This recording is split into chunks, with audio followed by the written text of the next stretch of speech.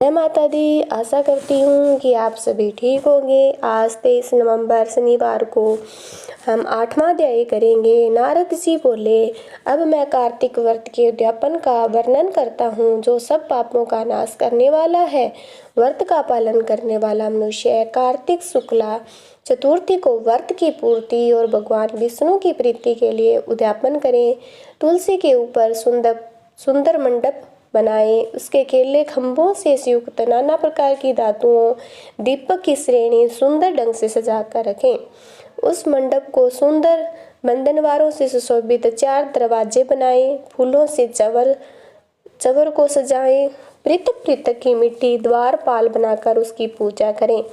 उनके नाम इस प्रकार है: जय, विजय, चंड, प्रचंड, नंद, सुनंद, कुमंद और कुमदाक्ष। ने चारों दरवाजों पर 2-2 क्रम से स्थापित करके भक्ति पूर्वक पूजन करें। तुलसी की जड़ के समीप 4 रंगों से सुशोभित सर्वोत्त व्रत मंडल बनाएं। उसके ऊपर पूर्ण पत्थर पंचरत्न से युक्त कलश की स्थापना करें। कलश के ऊपर शंख चक्र गदाधारी भगवान विष्णु का पूजन करें।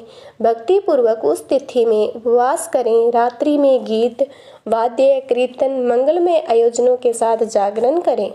जो भगवान विष्णु के लिए जागरण करते समय भक्ति पूर्वक भक्त संबित पदों का गान करता है, सैकड़ों जन्मों से पाप मुक्त हो जाता है।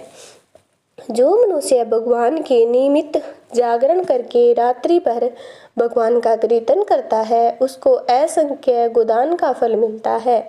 जो मनुष्य भगवान की मूर्ति के सामने नित्य ज्ञान करता है, अनेक जन्मों से एकृत पाप नष्ट हो जाते हैं।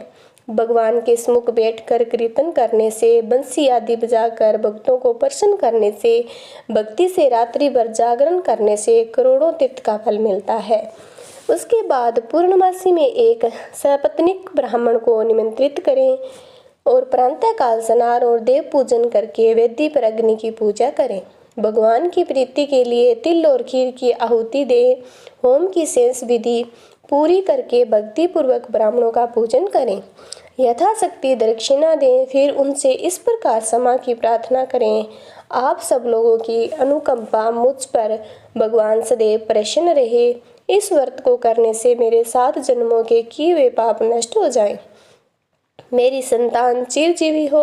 इस पूजा के द्वारा मेरी सभी मनोकामनाएं पूर्ण हो। मेरी मृत्यु के पश्चात मुझे अतिशय दुर्लभ विष्णु लोक की प्राप्ति हो। पूजा की समस्त वस्तुओं के साथ गायें भी गुरु को दान में दें। उसके पश्चात घर वालों और मित्रों के साथ सवै भोजन करें। भगवान द्वादशी तिथि को शयन से उठें। त्रयोदशी को देवताओं से मिले। चतुर्थी को सबने उनका दर्शन या पूजन किया, इसलिए उस तिथि को भगवान की पूजा करनी चाहिए। गुरु की आज्ञा से भगवान विष्णु की सुवर्णमयी प्रतिमा का पूजन करें। पूर्णिमा को पुष्कर तीर्थ की यात्रा श्रेष्ठ मानी जाती है। कार्तिक माह में इस विधि का पालन करना चाहिए। जो इस प्रकार कार्तिक व्रत का पालन करते हैं, वे धन्य और पूजनीय हैं। उन्हें उत्तम फल की प्राप्ति होती है। जो भगवान विष्णु की भक्ति में तत्पर हो, कार्तिक में व्रत का पालन करते हो, शरीर में स्थित सभी पाप तत्काल नष्ट हो जाता है। जो श्रद्धापूर्वक कार्तिक के उद्यापन का महात्म्य सुनता या सुनाता है, वह भगवान विष्णु का सायुज्य प्राप्त करता है। अगर आपको कथा मेरी अच्छी लगी है तो मेरे चैनल को सब्सक्राइब करना, क्योंकि ऐसी कथा मेरे चैनल पर आपको मिलती रहेगी।